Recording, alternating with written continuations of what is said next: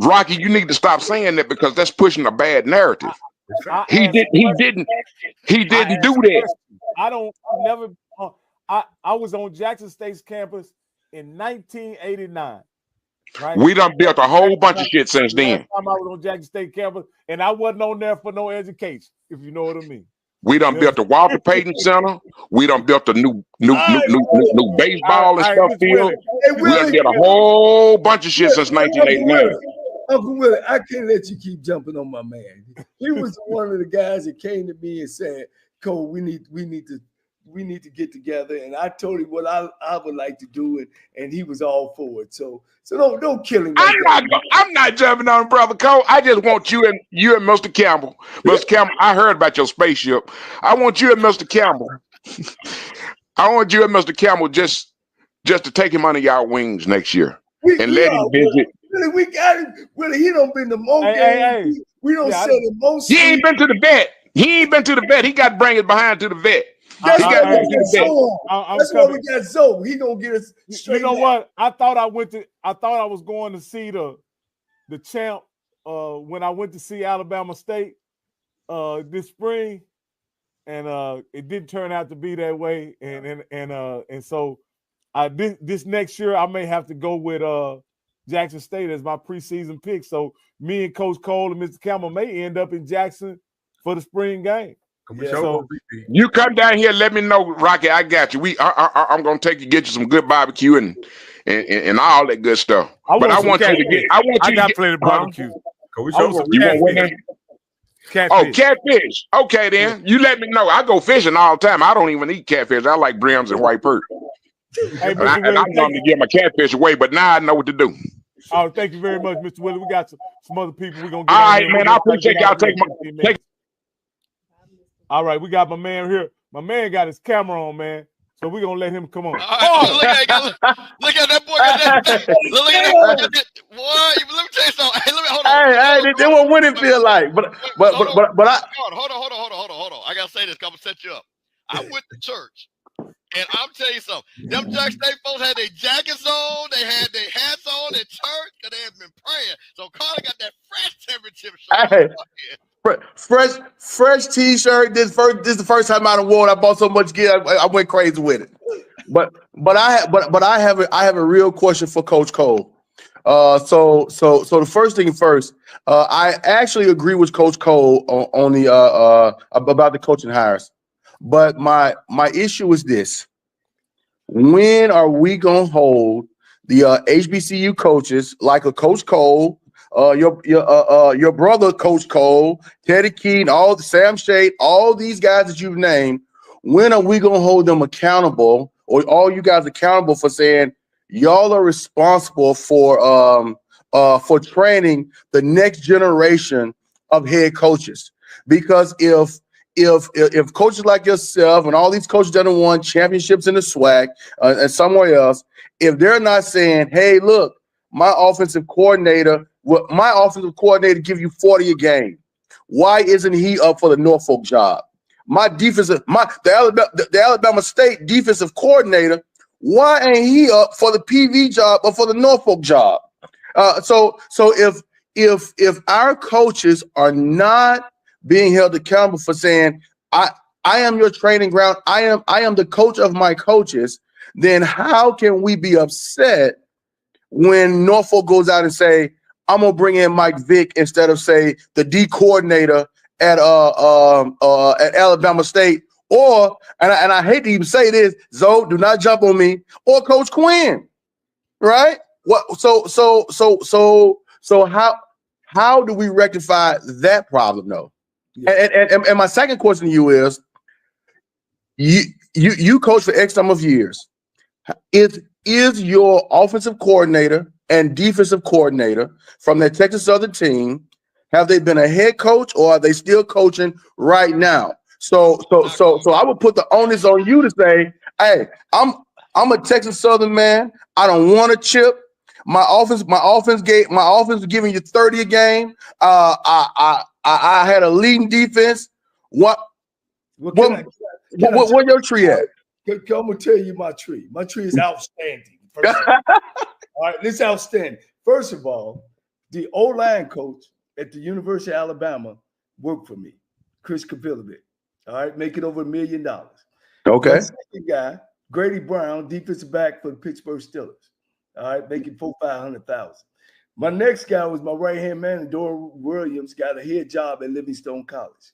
All right. My next guy is Richard Freeman, who was the head coach at Morehouse State University. My next guy was Darren Sneed, who came in and actually worked for me, finished #1 in the country. The head coach at Edward Waters, Torian Morgan, who I think is an exceptional guy. He's a head coach down there. He worked for me as well. Jimmy Smith, now at the University of Memphis, another one of my players. I mean, I have a tree, and if I'm asked those questions, and if I'm put on those committees, I could recommend those guys.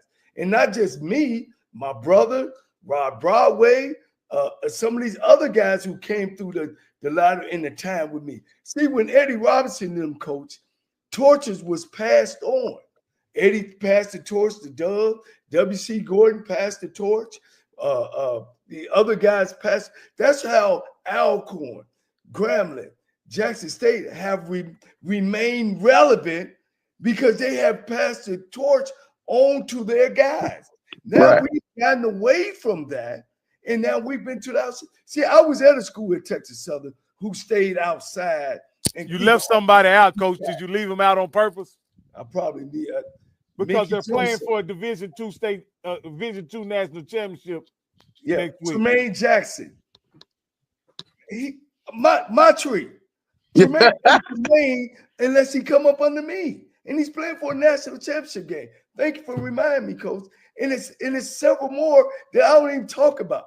You know what I mean? People have taken my offense and put it into their content and the hobo offense, but because I'm a black guy, they don't want to call it the hobo offense.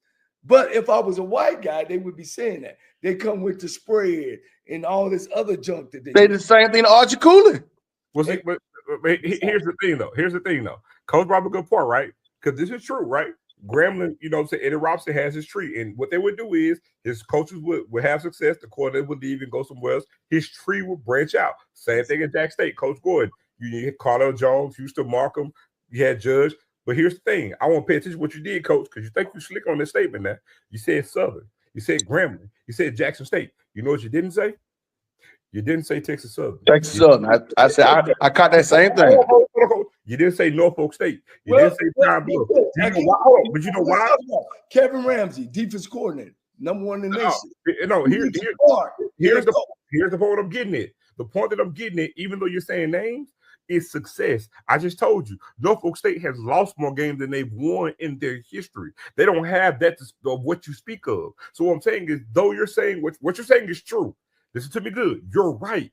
It is true. But it's not true everywhere. Everybody ain't winning.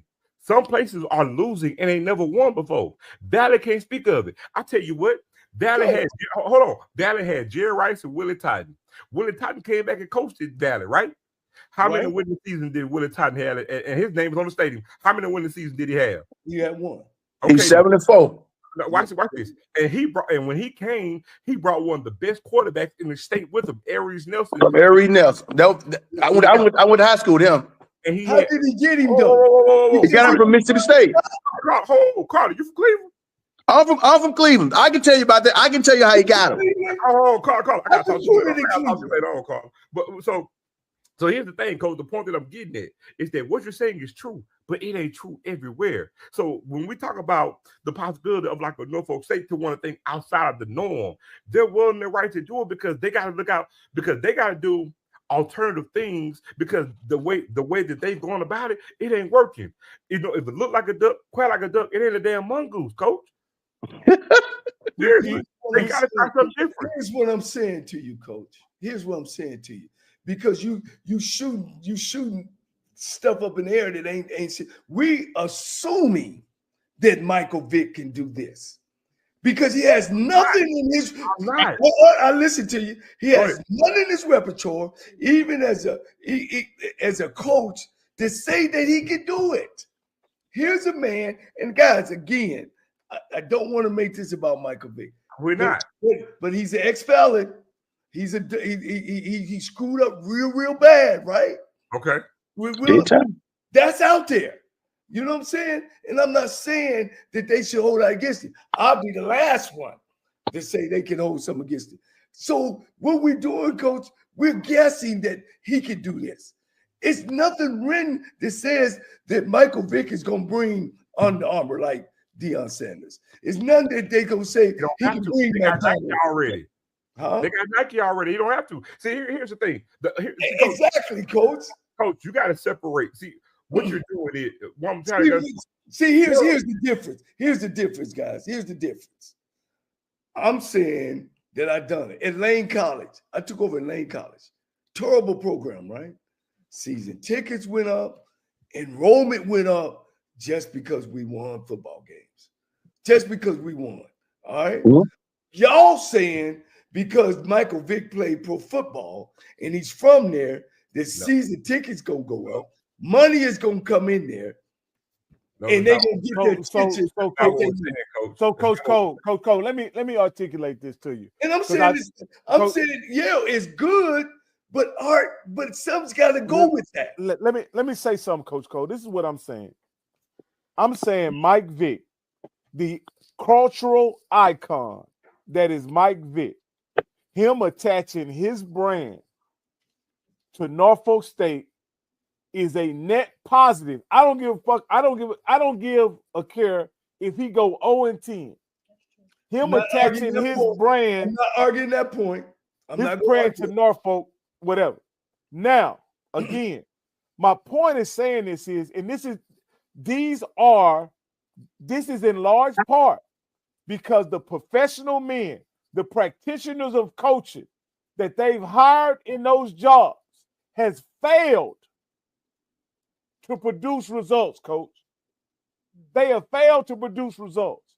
And because they failed, right, the administration is saying, why would I hire a guy? Why not hire a guy that even if he does lose, we win as an institution? Can I add something to that? Go ahead, Marco. You sure can. All right. So I understand what Coach Cole is saying, but Coach Cole, I'm gonna ask you this question.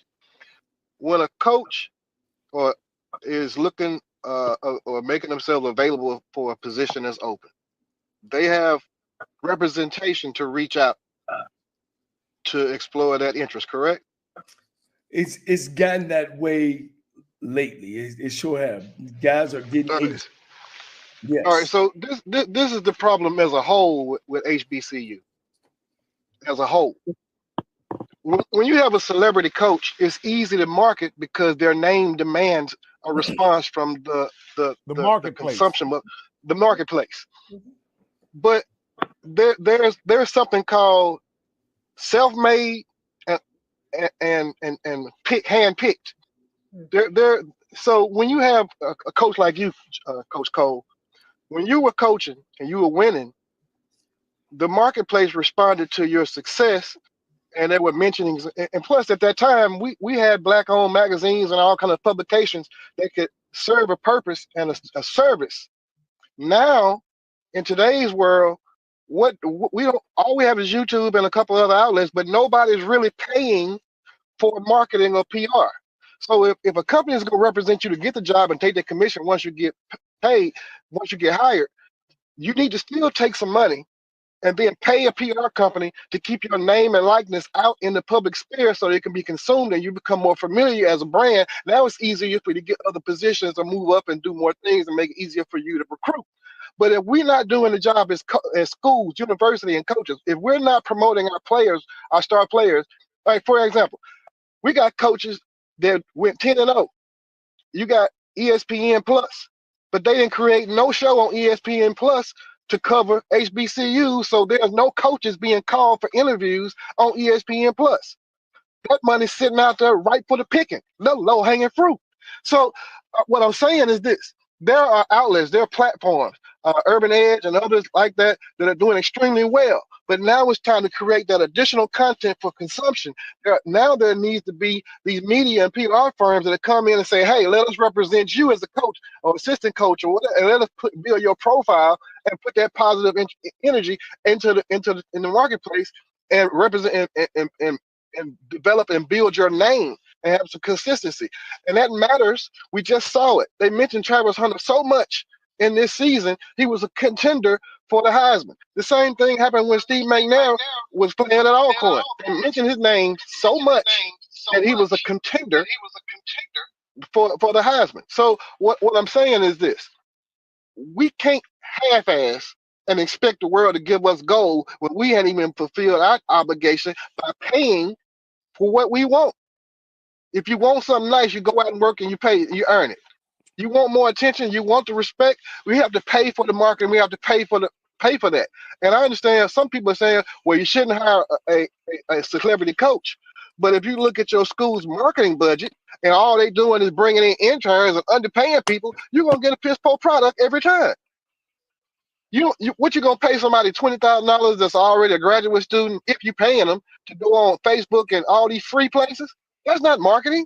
Hey, but if you get a contract with a company that's got outlets, 32 magazines or online social spots and TV networks and all these different shows, now you end up in on The View and all these other places because you're being paid to place there to present an alternative viewpoint for the young high school athletes going into the marketplace. Hey, I want to thank you, Marco, for coming on, man. We got Chuck coming up. And Chuck, you had an echo, man. Chuck, you had an echo. Yeah, you got an echo, Chuck. Is Marco well, I tell Marco. Yeah. Hold on. Marco's still here. Hold on. Let me get Chuck. Chuck, fix that echo. Go ahead, Marco. Marco, I apologize for jumping off, man. I mean, my computer, my battery died on my computer. I understand. All I was saying is look at the current transfer portal. The kids that have some NIL or have some money that's paying for PR and marketing, they get more shine right now than the kids that don't have no budget. Nobody paying for nothing. So when you pay some money out your pocket, you get what you earn. You get what you deserve because you paid for it. Versus out here banking your seat sales on free. And if you look at PV in Houston, in the Houston market, they ain't paying worth nothing in the market. And what they got, 12 fans. But then you look at all these other schools that's paying. You got Rice. They paying. I'm in Houston, so I see the difference. I see the difference when you see Sam Houston out here. We get mail at my house all the time about investing money or donating money to NIL. They got different packages you can get. Can I ask Marco? Can I ask you a question? Yeah. Why does PWI don't hire NFL guys with no experience? Why they don't hire them? And look, let me before they don't average more fans we do. We don't. You know what I'm saying? It's because their president and their AD and their alumni support them. So we can I answer that question? We take the lazy way out of let me hire this guy that has no experience and bring him in and hope that he can come in with some type of sponsorship. So go ahead. Let me answer that. Let me answer that question. Yes. Okay. Have you seen any mail or anything from Texas Southern saying if you invest $5,000 for this player, they'll represent your brand and give you a package? No. So the PWI has become a brand in itself, is recognizable by 3 letters. You don't have to say Louisiana State University. You see LSU. So you can. Okay. So Marco, I know where you're going, right? So why be angry at me and don't be angry at the president and the AD and the board for not putting together and reaching out to our alumni and be upset at them? Why be mad at me? Because the coach is the coach is on the front line. He on the front line dealing with mama, dealing with the player. The coach has to be attuned to the wind so he knows whether or not we're gonna kick a field goal from the right half or the left hash. The coach got to know what's going on here in the marketplace. The coach should be telling the AD, the president, hey man, I need y'all to increase this marketing budget. I need this, that, and third. That's what the kids looking for. Is make my job easier. I need more than $5,000 for my recruiting budget because I'm one plane ticket, a rental car, and a dinner away from not having no money to go do recruiting. So it all go hand in hand. Hey, Marco. Hold on. Go ahead, Mr. Campbell. Okay, wait a minute. I'm gonna ask you this question again, and you say, "Hey man, you got the BMW look like in the back. You probably a successful brother. You all in late nuts. I'm gonna give you your respect." But how can you talk about a recruiting budget when Coach talked about Tennessee State, and because the state is not paying them, and they're blaming Tennessee State? How can I have a recruiting budget of $100 grand when I'm trying to make sure that students are graduating? How can you blame the coach and the athletic department on that when I'm underfunded by $1 billion? I'm not blaming the coach, but what I'm saying is the coach has some responsibility, and we don't know if the coach is out here fighting that battle behind closed doors. We don't know that. But what I'm saying is, if you look at the marketing budget as a school as a whole, you just pick one. I don't care which one you pick. Pick any of them. I'm trying to get. So you're saying because I want to get to your point. So you're saying because Michael Vick brings a cachet that he's going to bring marketing dollars that an average coach would not bring. Is that what your point is? Because I'm trying to make sure I understand your point. What I'm saying is what you gonna get from Vic with the same energy, the same effort that you put into Odom is different because Vic has a celebrity that's going to demand a certain thing. You could have got the same result with Odom there if you increased your marketing budget, and if like I said, we can make our own celebrities. If you pay a PR company that's attached to the right TV shows and networks and publications, they'll have you out here flying all over the world. It's saying like when people put out a book and they say it's part of the New York Times bestseller list. That don't mean they sold any books. Well, that means it was let me ask you this, Marco. Hey, Marco. Hey, we got to get to another card. All right, go ahead. I got what you're saying. I appreciate what you're saying, and we need to probably get to another caller. All right, go ahead, Chuck. Okay, let me see. Let me get the selfie here. Well, you got pictures tonight, Roger. Okay, all right. Can you all hear me? Yes, sir. Yeah. Yeah, Coach Cole. Yeah. Good evening to you three. My question is, I know you I know you're a graduate of Texas Southern, and your brother's a graduate of University of Nebraska. How was it for you all? I know you being an HBCU alum, his being from what you all call PWI. How did they treat your brother during the time? He played at Nebraska under Dr. Tom Osborne, legendary coach, and just how did he was the opportunities available for him before yourself? I'm just curious about that. Yeah, well, I just want to know. Well, our careers are on two different levels. He's in front of me by about 7 years, so I felt at the time, or we felt at the time, that he had more. And during those days, it was about how long you've been coaching, where you've been, and what you've done. You know what I mean? Okay. And at that time, I didn't feel that I was even ready to be a head football coach. So when that happened, we pushed him. But the great thing about it is I came from the HBCU realm, and he came from the PWI realm. So it made a great marriage. And I think a lot of that has to do with our success at those schools as we got together and matriculated through the HBCU arena. That's interesting, and it's great to. This is an interesting discussion because it shows that we're all not the same. Here's one of the things, Chuck. And again, man, I didn't start this out to be a hater on Mike Vick, but nobody here is talking about his resume. What makes him gonna be besides he was a great football player? He went to Virginia Tech, and he went. So my experience, and I'm looking through the realm back 40 years of these celebrity coaches coming in. And only one thing, the difference between now and then is that we got the media behind it. And I got that. Yeah. And I understand the financial thing that, that they may think he brings. See, we all thinking that this was what he's going to bring. But we don't know. When the rubber hits the road, what kind of coach is he going to be? If he goes 0-10, 0-11 the first year, if he goes 2-9 the next year and 3-7, we won't be having the same talk. In my experience, those guys who have came in and have done that, besides there's now two. There's George, but you can't say Dion because he had some coaching experience that have done it. All the rest in my 40 years, see, I'm talking from 40 years. I'm not talking about from today, was not successful. And all the money and all the attention that we all are guessing that he's going to bring, we'll see. The clock. We're on the clock. All right. Thank you, Chuck. We got one more, Coach, and then we can get to you. All right. Let me know when I can get started because I don't want to cut anybody off. I want to be respectful. Go ahead, man. Go ahead, Coach. You got all right. So here's the deal. I'm gonna answer two of your questions, Cole.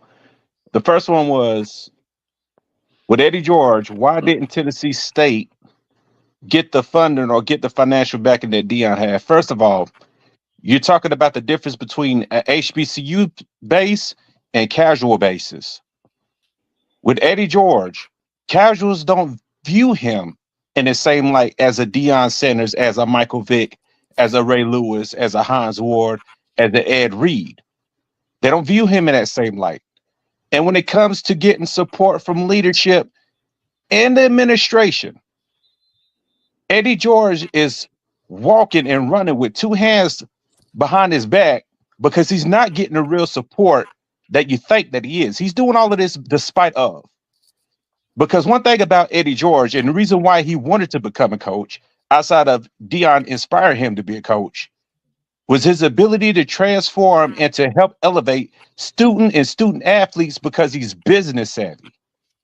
He has the connections and he has the resources to open doors that other HBCU coaches just can't because he's been in places and spaces that they just haven't. So that's to answer your question number one when it comes to finances. They don't look at him in the same space as they do a Ray Lewis, as an Ed Reed, as a Hans Ward, because they have something in common. The Heisman Trophy, not Heisman Trophy, but the Super Bowl champions and their NFL Hall of Famers, or they were so transformative that they changed the culture in that sports the same way that a Michael Vick has. They don't view him in that same light. Now, to answer your second question, I believe it was about, PWIs. Why don't PWIs hire figurehead coaches? That's like comparing the apple to an orange because, for one, PWIs get state support. They get support from the state, and they have a longer head advantage than HBCUs do when it comes to finances and when it comes to, when it comes to the financial part. And the reason being was, I don't want to get too racial here, but we already know the dynamics. If you look at the history of one versus the other, history would tell you that fact. So that's the reason why they don't, because most successful PWIs, they could just plug and play anybody. It still has success compared to an underfunded HBCU that gets no support. That's why a Deion Sanders came into the space and did what he did with a $185 million promotion and exposure that Jackson State didn't have to spend a penny for. That's what they call invisible money. Because of professional wrestling, Eric Bischoff talked about this. They go through 5 years of what's called a negative, right? With $100 million investment worldwide. Same thing that Tony Khan did with AEW, $100 million to go 5 years into the hole to make a positive. In short, you do the investment so you can generate $1 billion for a wrestling company, because that's how successful companies work. You have to go into a negative before you hit a positive. But now, with Deion entered, hold on, let me finish here. With Deion Sanders entering this space, he generated $185 million worth of invisible money. That's promotion, social media, and TV wise, right? That transformed and branded the university worldwide. That's why they're able to out-recruit most HBCUs, because they were in households that they weren't in prior to 2020 when he was hired over TC Taylor. Because when they hired, hold on. Hold up, bro. We're not gonna let this monologue go too much longer, man. No, I'm gonna close it right here. Then I'm just gonna sum it up. All right, I give you 30. I'm gonna lay my plane. Go ahead, 30 seconds. They chose TC Taylor. They chose Deion over TC Taylor in 2020, right? Because Jackson State was in the red. They're no longer in the red because Deion Sanders became the head coach and brought the finances to the unit. We can go through the P's and Q's. I'm gonna sum it up here. With Michael Vick coming into this space, he's going to dominate HBCUs. Same way for Ed Reed, Ray Lewis, and the rest of them. Hans Ward, I could continuously go on and on. But I'll sum it up with this. These HBCU hires that you're talking about will not have the same impact as the rest when it comes to finances and business, because this is about business. That's why Jackson State is no longer in the red, because they're doing better business. Why? Because Deion Sanders came into the space so that they can look at other opportunities, right? Versus playing at G5 teams that will put them in the negative, where they can have more home games, do better business, and now they're at $1 million plus for each home game. All right. Because Deion. All right, he ran out of minutes. So, Coach Cole, go ahead, Coach. Yeah. First of all, Eddie George did bring money towards Tennessee State. They got a new football field. They got a new practice field. They got a new coach's office. They raised the salaries up of coaches. You know, they went up, both coordinators at 120. His staff and his money was bigger than Deion Sanders when it comes to flat money instead of outside money. PWIs, I'm not just talking about the big ones, the SECs. I'm talking about 1AA schools don't hire black colleges. And we average more fans. We make more money. This one thing, Rocky, and my man Bishop, that nobody talked about tonight is the presidents who's supposed to raise money, the athletic directors who's supposed to raise money. They're putting it all on the football coach. That's why I know they don't know what they're talking about. The AD supposed to take a coach like Mike Vick and go out and raise some money, and the president as well. Nobody is talking about that. We're thinking that, oh man, let's hire Ed Reed and let's hire these guys, bring them into our school, and all the answers gonna be there. It ain't, coach. It ain't. And if they don't come in, which I'm gonna say, out of 10 NFL coaches that'll come in our league and come in and coach football, they're not going to win. And they're gonna walk away with $1.5, $2 million from our program, and then they're gonna sit there and talk about our program. Now, Bishop, let me say this. You caught up with Scotty around the same time I did over on the YouTube channel, maybe even before I did, right? This is the same thing they were saying when Deion came on board, right? Am I? Yeah, but I'm not saying they're the same. I'm just saying, but this is what was being said, though. But see, I just think that again, and I'm gonna throw a counterbalance to my guy. I'm gonna ask you guys a question. Willie Simmons, was he a pro player? No. Was he even a great college player? No. Was he some guy that was working for some white people that everybody know? He's a flat out ball coach. That's what he is. Thank you. And Willie Simmons made FAMU more money in what, 5 years? Because I guess we had the COVID year. Hey, Prairie View as well. Prairie View, and to the point that he made us so much money that we were willing to raise money to pay him $500,000 a year. Okay? So to Coach Cole's point, don't tell me that you need Deion Sanders. Well, I saw it first, and Jack State about to see the same thing with T.C. Taylor when they start winning. So I get all, listen, man, I'm in the business about soft money and branding and all that, but I'm going to tell you the one thing that Brandon, when we went to that Celebration Bowl and we won that, we would have raised $2 to $3 million if we would have had the right person in place. I'm just going to tell you what I know. And I'm telling you that we were going to give Willie $500,000 because I was one of the people on the phone that was saying my class is going to put up $25,000 every year to get to it. So my thing of it is to Coach Cole's point, the winning and foundation is the key to any success. Let me. I'm on through. Florida A&M coach is Florida A&M because they've done what over the years? Always won. First championship, FCS. Why is not Texas Southern, and I'm going to take this one out of your book, Rocky, Prairie View, Mississippi Valley, Arkansas Pine Bluff, why are those schools not blue bread programs? Because they lost. And they don't care as much. They thought, no, Texas Southern pays their head coach more than that don't mean they care, coach. Texas Southern pays their head coach more than any black school in America. Coach Prairie View is up there. Coach, why does those schools not blueprint programs? It's because they didn't win. Yeah, they didn't win. I think they go and coach. If you come accustomed to winning, there's an expectation of winning, and then people realize how valuable winning is. If people have never so won, here's my question, Coach Rocky. This is my question. Yeah, he bring his status with him, but does he know how to coach a winning program? That's what you Trey Oliver. Coach, that's what you care about. That's not why they hiring Mike Vick, Coach. Coach, like I told you last night, if anybody says they know Mike Vick is gonna win, they are lying. They have no idea what kind of coach he's gonna be. They're just lying. So what I'm saying is, then they need to look at the president.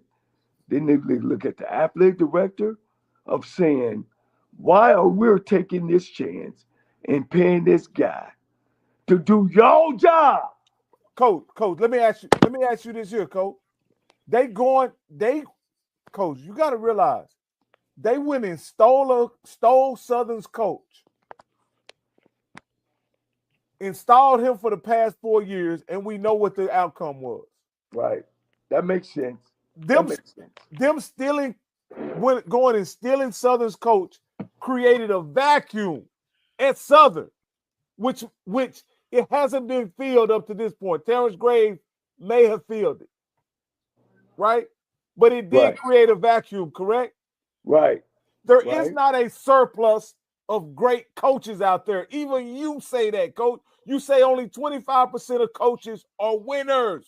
You're right. How about that? So, Coach, this is what I say. And you know, Coach, me and you disagree, but for the most part, we agree. And I'll say this: if a winning coach, a practitioner coach, goes in and wins, he won't have no problem keeping the job with it. If Odom had won, Vic wouldn't have no opportunity with it. Right. They're not firing competent coaches and then installing celebrities, Coach.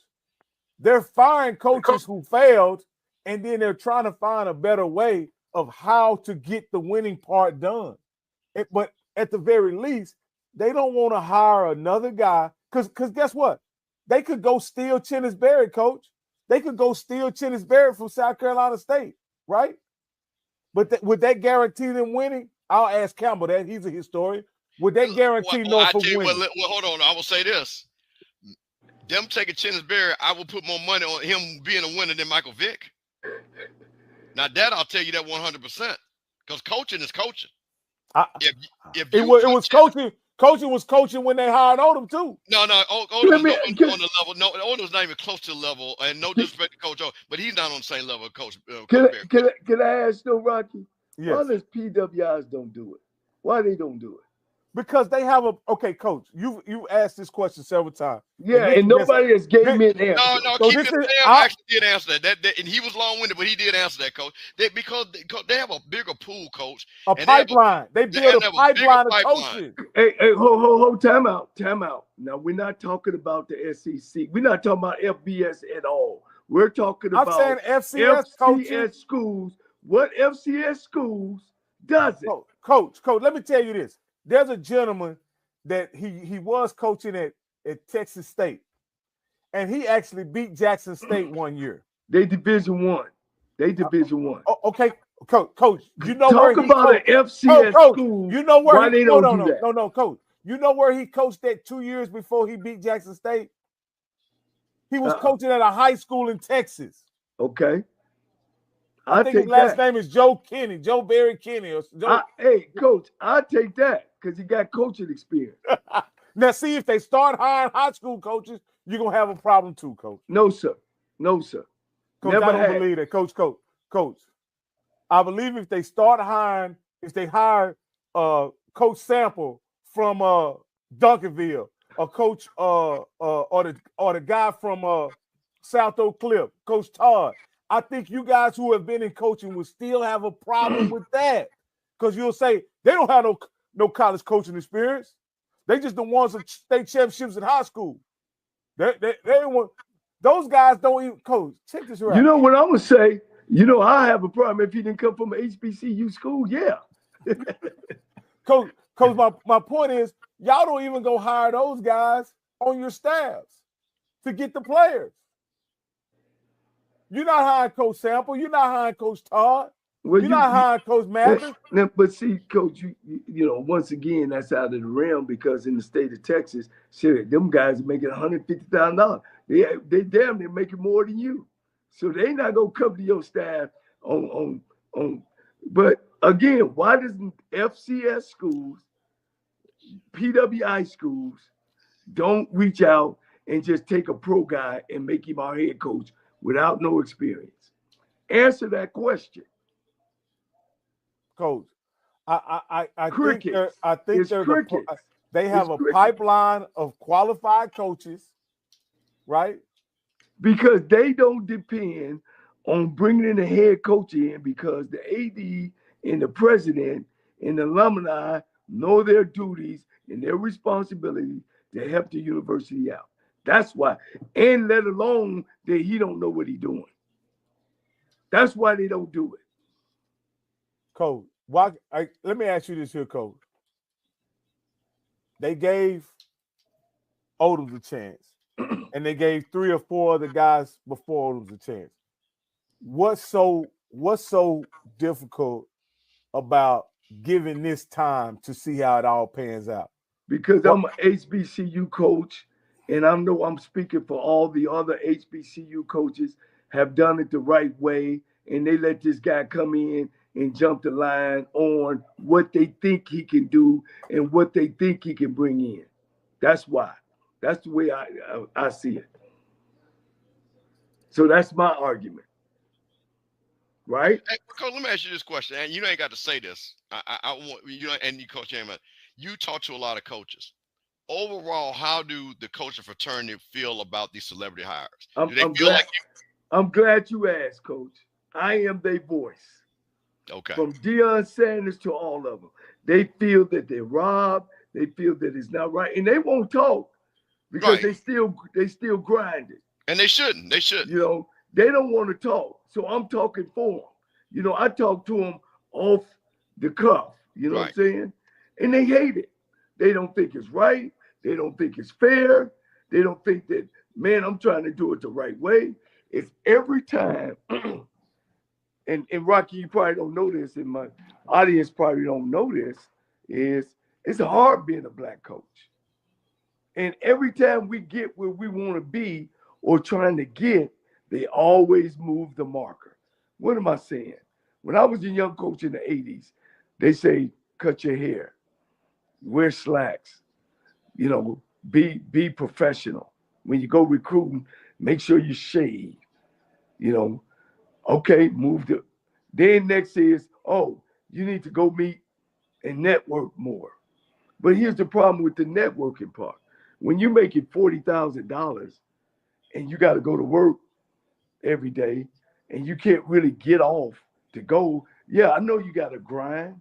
I know you just got to make some sacrifices.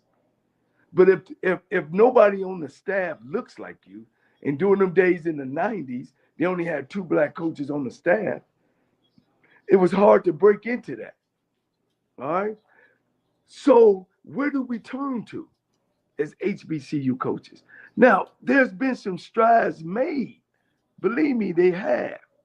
But when we give away those precious 40 jobs, man, to guys that have no coaching experience, man, it's a slap in the face to them guys.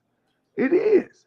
It's a slap in the face to say, I've been grinding, I've been trying to do it the right way, and then here comes somebody jumping off that don't have the knowledge, don't have the know-how, never been experienced, besides as a player, then he's better than me, and I've chosen to go to this HBCU school, and he's chosen to go somewhere else, and make money for them and never give money back to us, then now he's got the job that I've been working for all my career.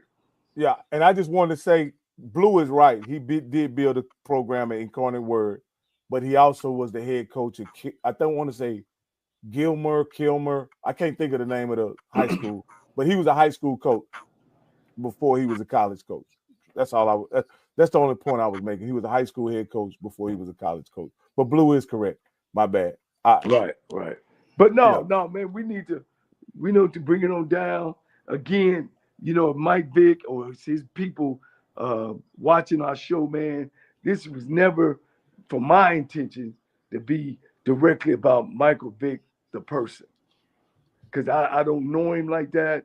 Of course, I loved him as a player in the NFL, but I'm just speaking from an HBCU realm of guys that I know, and have walked down that cycle and that street and done everything I've needed to do, to put myself or their selves in a position to be a head coach.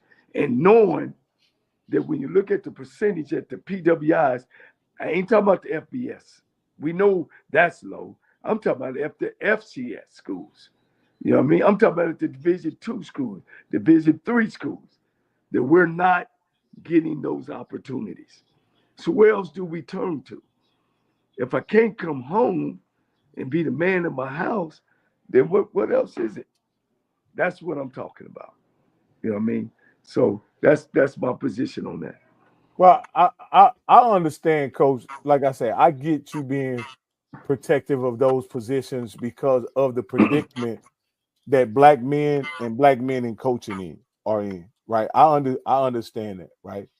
I also understand the struggle of the institution. And the struggle of the institution is that they struggle to get media coverage. They struggle to get support from their own fan base. And until something changes, they'll never be on equal footing as a PWI or a blue blood or predominantly white institution. But we saw with Jackson State, it's a hack to hire a guy who already has a brand, who already has a big name. It puts you in the news cycle. It puts you in front of millions of people that otherwise would not give a damn about Norfolk State. Yeah. And I don't know what it's worth. I don't know what it's worth, but I do know it's worth something. And I'm not gonna begrudge the AD or the president for giving it a shot. Go ahead. Let me say this too. Most football programs in this country do not even raise enough money to run itself. Most, and probably 100% on the FCS level, does not raise enough money to support its own self. Scholarships, coaching, no matter if it was Deion Sanders or not. So when folks talk about that, and any AD will tell you that, oh no, the football program, we do that just for the alumni support. They don't make enough money where they can just work on themselves. So once again, I look at it out of different eyeglasses than anybody else. You go ask any athletic director, does the football program make enough money to run itself? No, it doesn't. But let me say this. I think the way they do, and this is, and I'll ask Campbell can comment on this or whatever. Campbell, if this, you got to understand, HBCU to do things a little different than PWIs, right? Because with the success that Jackson State has had, especially the success they had on defense, at a PWI or any other conference, there's no way Coach Quinn doesn't get an interview or a job offer. 100%. He almost guaranteed to be the coach at Mississippi Valley if he's in if this conference operates like a PWI. Well, look at what Willis Simmons had to do. He had to literally go just to say to white folks, "I'm okay." He had to go to Duke. Honestly, what at Duke made him any better to be the head coach this year, last year? Honestly, nothing. He did get a check. He he did get a Celebration Bowl championship in between him hiring for the job. No. Listen to what I'm saying. His resume was the exact same when he was the Celebration Bowl champion. Him going to Duke did not add anything. He had to do that because of. But the job wasn't vacant then. Yeah, but there were. Listen, he could have stayed. Obviously, he knew. Coach knew he needed that white validation. Oh, okay. To make the white folks feel good to get there, because he could have stayed at FAMU, ran it back, and all hell would have broke loose, right? So the point of it is, and this is the thing that I guess that when I see these issues, and Coach, listen, and I want to say to everybody listening, I want people to listen and allow us to have conversations like this. No other place is going to allow us to have a championship coach talk about what black coaches are thinking about. I understand you all believe that Michael Vick is a good selection. We have no problem with that. But I think, and I'm saying this to young people, sometimes you need to listen to older people because you're going to be old too. And sometimes it'll allow you to dodge some BS. So what he's feeling is you'll be shocked when you get to that certain age, you might feel that way. And then you say, okay, now I understand why Coach Cole is feeling that way. Or it might happen in your job. So the question goes back to Coach, and I think this is where overall that I wanted to get to the point. Because, Rocky, the question would be, if Willie Simmons was available, right? And Michael Vick was available, they're going to hire Willie Simmons because his resume is going to make it better, right? Yeah. So we know that and that's why I told Coach, well, I think also fit matters in this situation. I don't think Michael Vick would be great at Alabama A&M. I don't think he'd be great at CERN. I don't think he'd be great at Prairie View. I give you one better, Rocky. I don't think he would be great at Sacramento State. No. Right? So this telling me that wherever Michael Vick go is not the magical elixir. And he would have more resources at Sacramento State, right? And everything. But everybody knows that people are saying that if he goes to this place, not every place, this place is a better fit. And that's why I've always tried to make this discussion about that. Because I think, again, with a Sam Shade, a Teddy Keaton, I think if they went to the Norfolk, I think that's not a place for them to be successful. I think Teddy Keaton and Sam Shade could be anywhere else. But Norfolk, again, I put the list up. They have 5 coaches, and none of them have ever been winners. The last 5 coaches. So I think what they did was, we're going to do it. We can't get any worse than what we have. And I think sometimes you do that. I think this is, quote unquote, a little bit of a Hail Mary. Now, Michael Vick makes the Hail Mary look good. But my point of it is, if he goes to Sacramento State, if this show was him going to Sacramento State, this would be a total different. All these people in the chat, they'd be like, oh, no, he shouldn't have went there. They would be saying that. So we have to always talk about fit versus talent and need. And I think this was a talent need versus fit. I agree. Coach, you have anything? No, I'm good, Coach, man. You know, I just want to make sure I reiterate my position of this hire. You know, my conversation when I'm for HBCU, Coach. It ain't gonna ever change. I'm from the HBCU graduate. I'm old school. I believe in the grind. I ain't that deep into the social media realm of what it can do and what it can bring. And I know this, Coach and Bishop, you got to win, baby. You got to win. Yeah, well, listen, and listen, and it's the same thing. Hey, well, listen, hold on, and I'm going to use the example. We saw this in Colorado, did we not? Yeah. They was on Prime's neck. Yeah. And they was gunning. And I'm telling you something, them white folks was ready to knock his ass out. Yes, sir. We all saw it.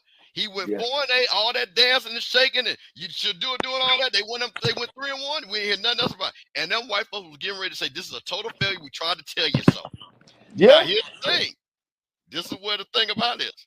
9-3. The question is going to be what he going to do next year. Yeah. Yeah.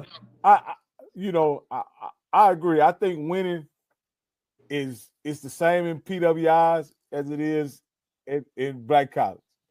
It's the best deodorant you can buy. You understand? all I can say is I've been around black college for the last 40-some years. And Grambling is Grambling because they win. Jackson State is Jackson State because they win. You know what I mean? The Bluebird programs of our Southern was just mediocre till Pete Richardson came there and won 17 straight years. 17 straight years winning seasons. Tennessee State was great when my man before LC came. They had fell off until LC came and won 2 Value championships. Alabama State was dead. After Markham, it was dead. Till LC Cole came there and won at Alabama State in the early 2000s. You can ask Barlow of Greg. You can ask Eddie Robinson. Jackson State had fell off, as well as Florida A&M. And you can attest to that, Campbell, when they fired my man and they fell off. Fell off. It was a band school again. Thank you. Thank you, Coach. I'm glad you're being truthful about it. Oh, no, we know. Listen, bro, we was 1-10 before Willie got there. And Florida A&M, because they're a Bluebird, they used to win it. Did they go hard? Did they go hire a professional player? No. They went hard Billy Joe to make them win. Then they made a mistake, and then they went hard winning coaches. All those coaches. Grambling, look at Grambling. All right? They hired Doug Williams after Eddie. He won championships. They hired Melvin Spears, championships. They hired Fobb, championships. They fell off. Oh, I'm sorry. And they hired Broadway, championships. So y'all can tell me about celebrity coaches and what they can bring. I get it, but they better bring some damn W's. And I'm done. And I'm dropping the mic, Coach. Yeah, hey, Coach. I think it's time for you to take us out of here, Coach. You have anything, Campbell? Hey, man, I do have one thing real quick, and I'll be real brief. Hey, man, I went to the Celebration Bowl, and, man, it was, once again, I've been to every Celebration Bowl but one, and, man, it was just a great family reunion. And I'm going to keep saying this, man. It always warms my spirit. I met a lot of people from all different schools. It was nothing but positive. Because we have a lot of people that watch this show, and they appreciate what this show is all about and what you represent. So I just want to let you know that. And so I'm just going to keep saying the real people, the real HBCU fans ain't what's on Twitter. They ain't what's in some of these people in this chat and in them Facebook groups. Real HBCU people are beautiful people that love their school. They're going to do their junk talking, but they always going to have respect. So, man, I appreciate all y'all that saw me out this weekend. Hey, man, and you know what? Congratulations, Jackson State. You know, HBCU national champs. Proud of what you all do, but we'll see y'all next year. All right, man. Shit, boy, God, this was a show, man. Hey, look. Hey, I was under the fire, Coach. You know, hopefully I stood in there. My name is Danny Wilson, and I won $500 on the lunch break with AJ Jones.